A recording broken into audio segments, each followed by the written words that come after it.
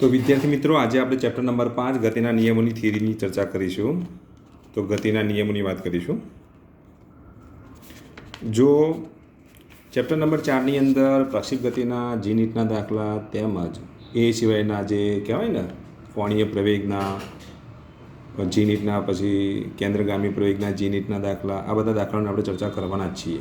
1 by 1 એના video આવશે જ અને તમને એમાં जी नीटના દાખલા તથા જે ટેક્સના જે અગત્યના દાખલા છે એની પણ ચર્ચા કરી લઈશું, બરાબર। એટલે એની ચિંતા તમારે કરવાની નથી। હવે બીજી એક વાત એ છે કે ચેપ્ટર નંબર 5ની અંદર જે ગતિના નિયમો જે છે એ ગતિના નિયમોની અંદર જે ટોપિક જે કેન્સલ થાય એની વાત કરીએ તો 5.1 ઇન્ટ્રોડક્શન છે, ત્યાર પછી 5.2 કેન્સલ છે, 5.3 કેન્સલ છે, એ રીતે 5.4 5. એટલે કે 1થી માંડીને 6 સુધી બધું કેન્સલ છે, આટલું યાદ રાખો। આટલો ટોપિક કેન્સલ કરી દીધો છે, પણ તેને અનુલક્ષીને જે ઉદાહરણો જે છે 1 થી 5 ઉદાહરણો પણ કેન્સલ કરી દીધા છે। તેમ છતાં પણ આપણે આની થોડી ઘણી ચર્ચા કરીશું, ભલે તમે તૈયારી ના કરતા પણ તમને થોડી ઘણી ખબર તો હોવી જ જોઈએ। તો આ જે કેન્સલ ભાગ જે છે એ તમે ધોરણ 8, 9, 10માં જે ભણી ગયા ગતિના નિયમોમાં જે ન્યૂટનના ગતિના નિયમો, એ ન્યૂટનના ગતિના નિયમોની જ વાત કરેલી છે, તો એની આપણે ચર્ચા કરી લઈએ। તો ન્યૂટનના ગતિના નિયમોની અંદર આપણે જો વાત કરીએ તો ન્યૂટનના ગતિના 3 નિયમોની આપણે ચર્ચા કરવાની છે। કયા કયા 3 નિયમો તો તમને ખબર છે? ન્યૂટનના ગતિનો પ્રથમ નિયમ, ત્યાર પછી ન્યૂટનના ગતિનો બીજો નિયમ અને ન્યૂટનના ગતિનો ત્રીજો નિયમ। હવે જુઓ, આપણે જે ચર્ચા કરવાની કણ માટેની વાત કરવાની છે। આગળ હજુ આપણે ભણીશું કણોના તંત્ર માટે, ચાક ગતિની અંદર કણોનું તંત્ર વિશે પણ વાત કરવાની છે। કણોના તંત્રની અંદર પણ આ 3 નિયમો આવશે, પ્રથમ નિયમ, બીજો નિયમ ને ત્રીજો નિયમ। કોઈ એક કણ માટેની જો વાત કરીએ તો તેના માટે પણ પ્રથમ નિયમ અને બીજો નિયમ અને ત્રીજા નિયમની વાત કરવાની છે। ધોરણ 8, 9, 10ની અંદર પણ તમે પહેલો, બીજો અને ત્રીજો નિયમ ભણી ચૂક્યા છો। તો ન્યૂટનના ગતિનો પહેલો નિયમ કયો છે? તો દરેકને આવડતો જ હશે, બરાબર। તો ન્યૂટનના ગતિનો પહેલો નિયમ તમને દરેકને ખબર હોવી જોઈએ। તો પહેલો નિયમ એ રીતનો છે કે જો પદાર્થ કે કણ પર બાહ્ય બળ લાગતું ના હોય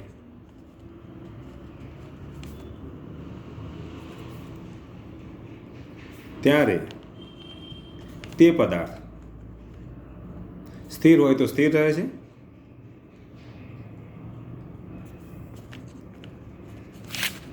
સ્થિર હોય તો સ્થિર રહે છે, અને અચળ વેગી ગતિ કરતો હોય તો અચળ વેગી ગતિ ચાલુ રાખે। સ્થિર હોય તો સ્થિર રહે છે,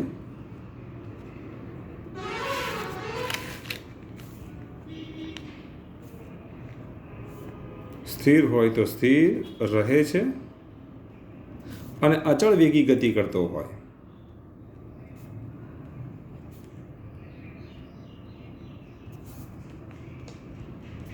તો અચળ વેગી ગતિ ચાલુ રાખે છે,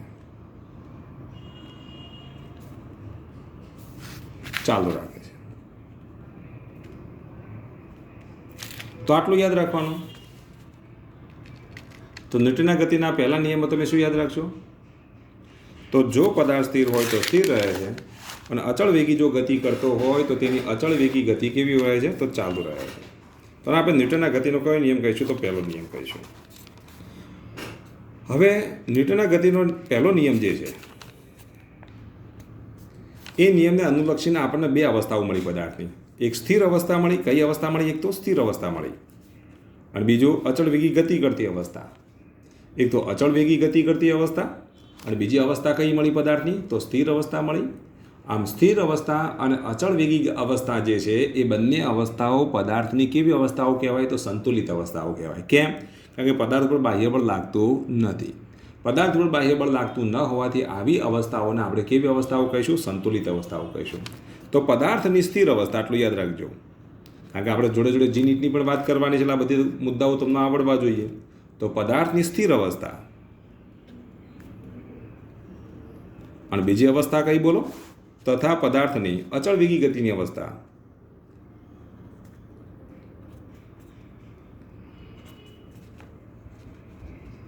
આ બંને અવસ્થાઓ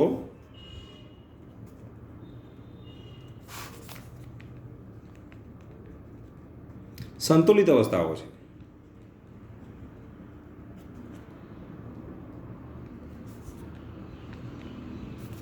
અને જ્યારે આવું સંતુલિત અવસ્થા એવો શબ્દ આવે ત્યારે સંતુલિત અવસ્થા માટે પદાર્થ પર લાગતું બાહ્ય બળ કેટલું હોય? શૂન્ય હોય. તો સંતુલિત અવસ્થા માટે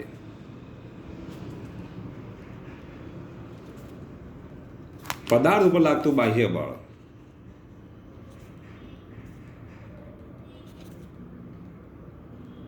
કેટલું હોય? તો પદાર્થ ઉપર લાગતું બાહ્ય બળ F બરાબર 0 હોય. આ ખાસ યાદ રાખવાનું. તો જ્યારે પણ દાખલાની અંદર સંતુલિત અવસ્થાની વાત કરી હોય ને ત્યારે તેના પર લાગતું બાહ્ય બળ કેટલું લઈ લેવાનું? શૂન્ય લઈ લેવાનું. તો પરિણામી બળ કેટલું હોય? તો શૂન્ય હોય. તો જ એની અવસ્થા કેવી હોય? તો સંતુલિત અવસ્થા હોય. તો આટલું તમારે યાદ રાખવાનું. તો આ ન્યૂટનના ગતિનો જે પહેલો નિયમ જે છે એ શું આપે છે? બળની વ્યાખ્યા આપે છે. બરાબર ને? બાહ્ય બળ શૂન્ય હોય તો શું હોય? સ્થિર હોય તો સ્થિર અને અચળ વેગી ગતિ કરતો હોય તો અચળ વેગી ગતિ કરે છે. તો એનો મતલબ એ થયો કે ન્યૂટનના ગતિના પહેલો નિયમ એ બળની વ્યાખ્યા આપે છે. આપણે તમે બળ વ્યાખ્યાયિત કરી શકો કે હા કે પદાર્થ પર બળ લાગે છે કે નથી લાગતું. તો આપણે આવું કહી શકીએ કે આ જે અવસ્થા જે છે એ અવસ્થા ઉપરથી આપણે કહી શકીએ કે પદાર્થ પર બળ લાગે છે કે નથી લાગતું. તો આપણે શું કહીશું? બોલો. તો ન્યૂટનના ગતિનો પહેલો નિયમ, પ્રથમ નિયમ એ બળની વ્યાખ્યા આપે છે.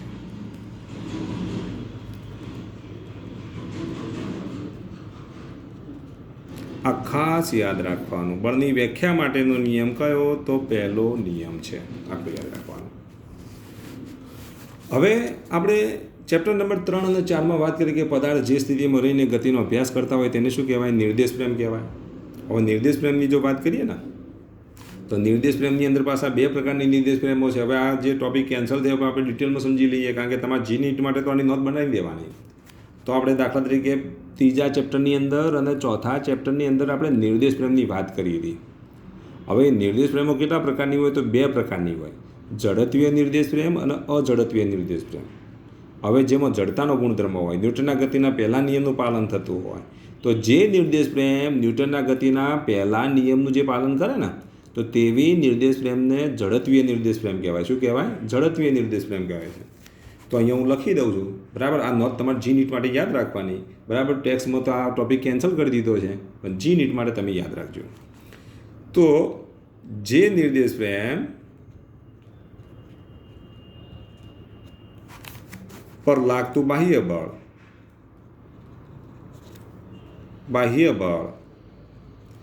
F બરાબર 0 હોય અથવા બાહ્ય બળ લાગતું ન હોય, બાહ્ય બળ શૂન્ય હોય, એમ લખો તો ચાલે ને? શૂન્ય હોય તો તેવી નિર્દેશ પ્રેમને કેવી નિર્દેશ પ્રેમ કહે છે? તો તેવી નિર્દેશ પ્રેમને જડત્વીય નિર્દેશ પ્રેમ કહે છે. તો આટલું યાદ રાખવાનું કે જ્યારે બાહ્ય બળ લાગતું ન હોય ને ત્યારે જે નિર્દેશ પ્રેમ મળશે તે નિર્દેશ પ્રેમને આપણે કેવી નિર્દેશ પ્રેમ કહીશું? જડત્વીય નિર્દેશ પ્રેમ કહીશું. અને જડત્વીય નિર્દેશ પ્રેમ એ ન્યૂટનના ગતિના કયા નિયમને અનુસરે છે? તો પ્રથમ નિયમને અનુસરે છે. તો ન્યૂટનના ગતિના પહેલા નિયમને પાલન કરતી નિર્દેશ પ્રેમ કઈ? તો જડત્વીય નિર્દેશ પ્રેમ છે. બરાબર? ધારો કે એક્ઝામ્પલ તરીકે લઈએ કે તમે બસમાં બેઠેલા, ધારો કે બસમાં બેસીને તમે ગતિ કરતા હોય, બસમાં બેઠા બેઠા કોઈ પદાર્થની ગતિનો અભ્યાસ કરતા હોય પણ બસ અચળ વેગથી ગતિ કરતી હોય તો પછી બસ એ તમારા માટે નિર્દેશ પ્રેમ બને કે નહીં? કારણ કે તમે બસમાં બેઠા છો અને પદાર્થની ગતિનો અભ્યાસ કરો છો, આગળ જતી કારનો અભ્યાસ કરો છો. તમે બેઠા છો બસમાં અને તમે કોનો અભ્યાસ કરો છો? આગળ જતી કારનો અભ્યાસ કરો છો. પણ બસ અચળ વેગથી ગતિ કરતી હોય તો એ વખતે બસ કેવી બનશે? જડત્વીય નિર્દેશ પ્રેમ બને. અને જો બસમાં ભાઈ ડ્રાઈવર જે એક્સિલેટર આપી દે એટલે એની સ્પીડ વધી જાય. સ્પીડ વધે એટલે એક્સિલેટર આપેલું બળ લગાડ્યું કહેવાય. અને જો બળ લગાડવામાં આવે તો તરત જ એ નિર્દેશ પ્રેમ કેવી બની જશે? અજડત્વીય નિર્દેશ પ્રેમ બની જશે. તમે પૃથ્વી પર ઊભા પૃથ્વી પરની કોઈ વસ્તુના ગતિનો અભ્યાસ કરતા હોય, પૃથ્વી પર ઊભા પૃથ્વી પરની જ વસ્તુનો અભ્યાસ કરતા હોય, દાખલા કે તમે જમીન ઉપર ઊભા હો, રોડ ઉપર કોઈ સ્કૂટર જતું હોય એની ગતિનો અભ્યાસ કરતા હોય તો જમીન એ વખતે સ્થિર છે. જમીન સ્થિર છે એટલે તમે તમારા માટે શું બને? જમીન સ્થિર હોવાના લીધે એ કેવી નિર્દેશ પ્રેમ બનશે? તો ઝડપીય નિર્દેશ પ્રેમ બને. તો પૃથ્વી માટે તમારે આટલું યાદ રાખવાનું. શું યાદ રાખશો બોલો? તો પૃથ્વી માટે અહીંયા હું લખી દઉં છું, તમારે એટલું યાદ રાખવાનું. અત્યારે આપણે પ્રથમ નિયમની જ વાત કરીએ છીએ, તો પ્રથમ નિયમ બધા બધું લખજો. તો પૃથ્વી માટે આ પ્રથમ નિયમની ચર્ચા ચાલે છે, બરાબર. તો પૃથ્વી માટે આટલું યાદ રાખો. પૃથ્વી પર ઊભા રહીને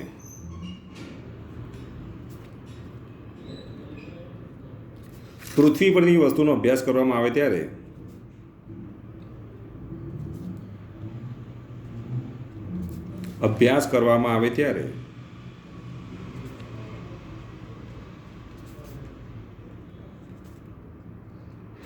પૃથ્વી શું બનશે બોલો? તો પૃથ્વી જડત્વીય નિર્દેશ પ્રેમ બને.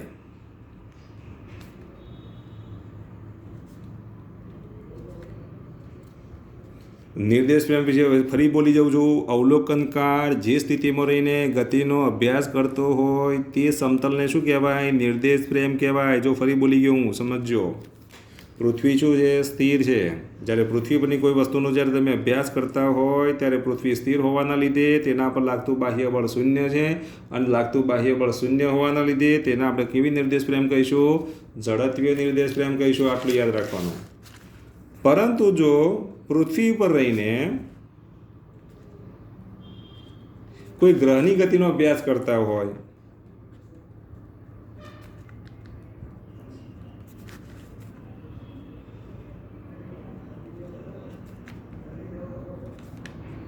અથવા અવકાશના પૃથ્વીના ગુરુત્વાકર્ષણ ક્ષેત્રની બહારની કોઈ વસ્તુનો અભ્યાસ કરતા હોય, એટલે કે અવકાશની કોઈ વસ્તુનો અભ્યાસ કરતા હોય,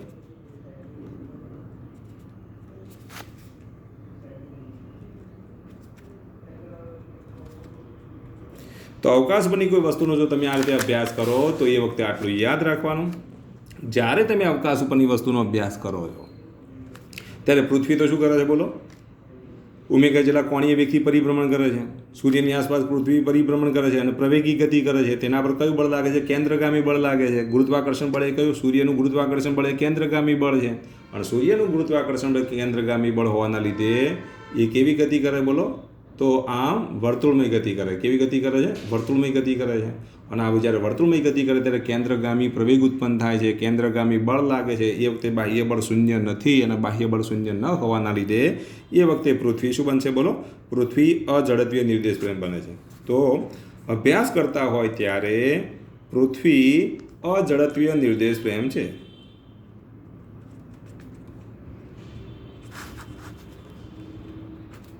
કેવી અજડત્વીય નિર્દેશ પ્રેમ કહેવાય? તો અજડત્વીય નિર્દેશ પ્રેમ કહેવાય.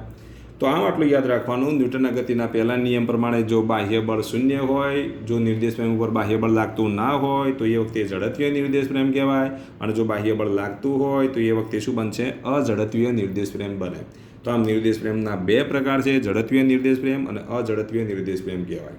તો ન્યૂટનના ગતિના પહેલા નિયમને અનુસરતી નિર્દેશ પ્રેમ કઈ? આવો પ્રશ્ન પૂછાય, તમે શું કહેશો બોલો? તો ન્યૂટનના ગતિના પહેલા નિયમને અનુસરતી જે નિર્દેશ પ્રેમ છે એ નિર્દેશ પ્રેમ એ ઝડત્વીય નિર્દેશ પ્રેમ કહેવાય.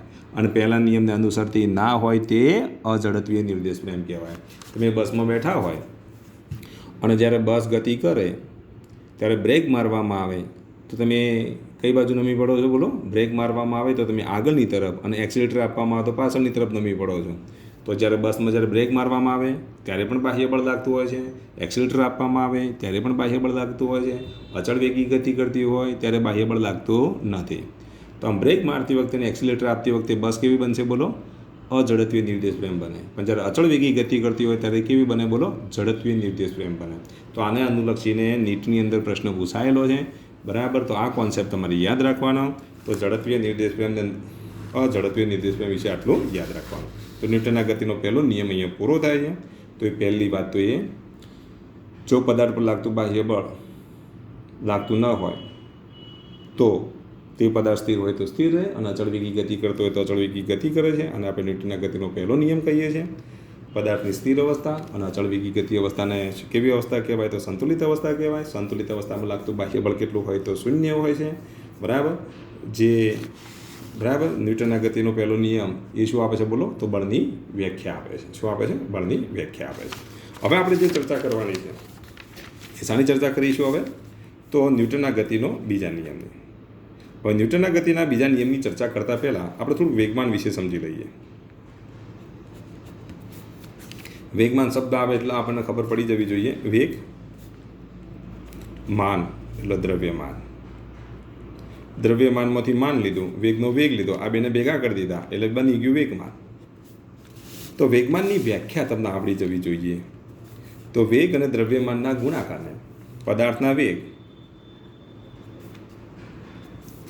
અને પદાર્થના દળના ગુણાકારને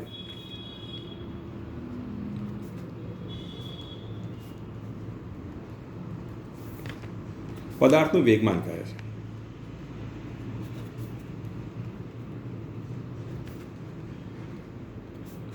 તો વેગ અને દળના ગુણાકારને આપણે પદાર્થ શું કહીશું? વેગમાન કહીશું. વેગમાનને સંકેતમાં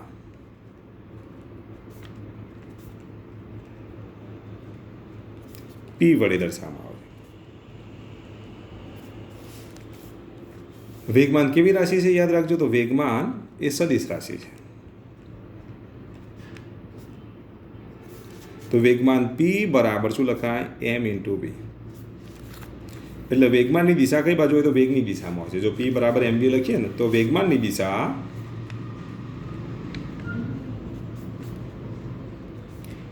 એ વેગની દિશામાં છે.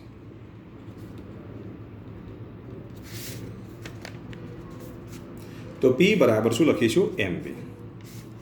તો વેગ કરતો વેગમાન વિશેષ માહિતી આપે છે. વેગ કરતો વેગમાન દળ વડે ગુણીએ ને તો વેગ કરતા વેગમાન વિશેષ માહિતી પૂરી પાડે છે.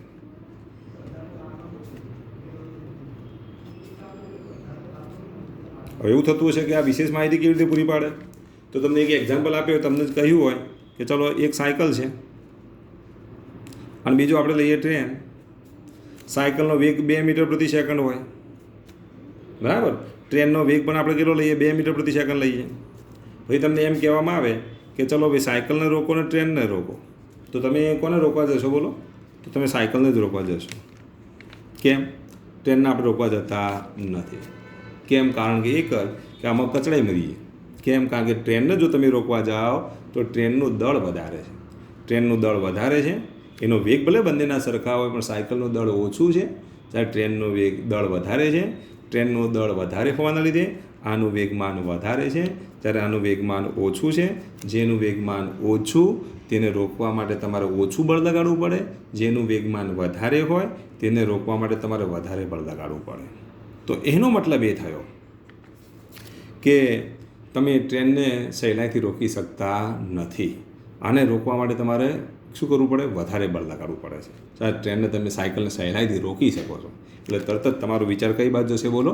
સાયકલને રોકવા તરફ જશે. કઈ બાજુ જશે? સાયકલને રોકવા તરફ જશે. તો આમ થયું ને, વેગ કરતો વેગમાન કેવી માહિતી પૂરી પાડે છે? વિશેષ માહિતી પૂરી પાડે છે. તો આમ વેગમાન P બરાબર શું લખીશું? mv. હવે અહીંયા ધ્યાન આપો. તો હવે આના પરથી તમે બળની વ્યાખ્યા રજૂ કરી શકો. બળ લગાડવું પડે છે ને હવે, કારણ કે રોકવા માટે આપણે શું લગાડવું પડે? બળ. જેનું વેગમાન વધારે એના સામે બળ વધારે, જેનું વેગમાન ઓછું તેના માટે બળ ઓછું. તો આના પરથી આપણે ન્યૂટનના ગતિના બીજા નિયમની જો વાત કરીએ તો આ રીતે કહી શકાય. તો જો વેગમાનમાં થતો ફેરફાર લઈએ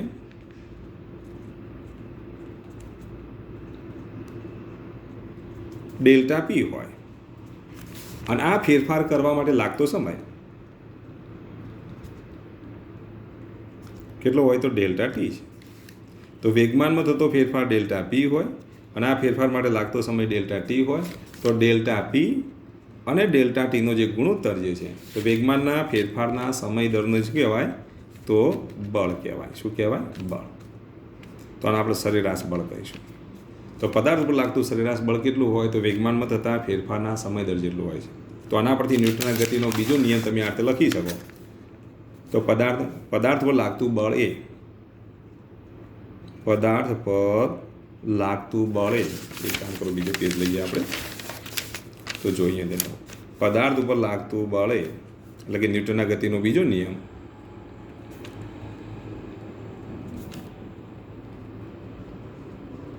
તો પદાર્થ ઉપર લાગતું બળ એ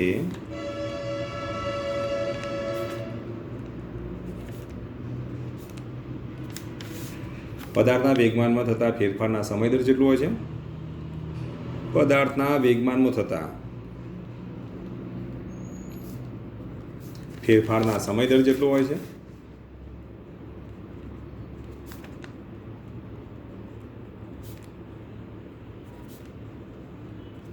તો પદાર્થ પર લાગતું બળ એ પદાર્થના વેગમાનમાં થતા ફેરફારના સમય દર જેટલું હોય છે તથા બળની દિશા વેગમાનના ફેરફાર તરફ હોય છે. એ વેગમાનમાં થતા ફેરફારની દિશામાં હોય છે.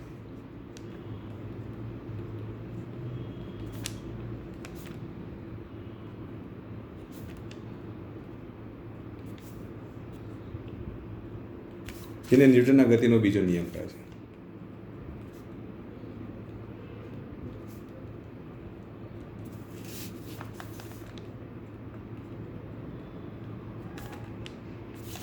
તો ન્યૂટનના ગતિનો બીજો નિયમ F બરાબર શું લખીશું? ડેલ્ટા પી અપોન ડેલ્ટા ટી. જો limit delta T tends to 0 તરફ લઈ જવામાં આવે તો અહીંયા આપણને શું મળશે? તત્કાલીન બળ મળશે, એટલે કે બળ F બરાબર અને આ limit delta T tends to 0 delta P upon delta T માટે F બરાબર શું લખીશું? DP by DT. ચલો ખ્યાલ આવી ગયો. તો આ શું આપણને બળનું મૂલ્ય મળ્યું. શું મળ્યું? બળનું મૂલ્ય. તો ન્યૂટનના ગતિનો બીજો નિયમ એ બળનું મૂલ્ય આપે છે. ન્યૂટનના ગતિનો બીજો નિયમ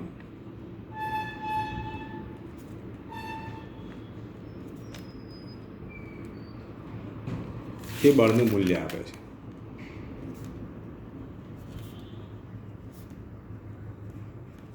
ચલો ખ્યાલ આવી ગયો એટલે સુધી. હજુ તમે આનું સાદુરૂપ આપી શકો. જો દળ અચળ રહેતું હોય, હવે તો આપણને ખબર પડી ને, F બરાબર શું લખીશું? DP by DT. પરંતુ P બરાબર શું લખીશું? MV લખાય કે નહીં? હવે જો સમય સાથે દળ બદલાતું ના હોય એટલે દળ અચળ હોય, તો જો દળ અચળ હોય તો એ કિંમત જો આમાં મૂકીએ ને તો આવું લખાય, F બરાબર ડી બાય ડીટી અને અહીંયા શું લખીશું? MV. દળ અચળ છે તો 12 મૂકી દો, દળ અચળ હોય તો 12 મૂકી દઈએ તો M ડી બાય ડીટી. અહીંયા V વેગનું સમયની સાપેક્ષમાં વિકલન, વેગનું સમયની સાપેક્ષમાં વિકલન એટલે શું મળશે? પ્રવેગ. તો અહીંયા આપણે શું લખીશું? M ઇન્ટુ સદિશ છે. તો આટલું બળ લાગે. તો F બરાબર M એ મૂલ્યમાં જો લખીએ તો F બરાબર શું લખીશું? MA. F બરાબર શું લખાય?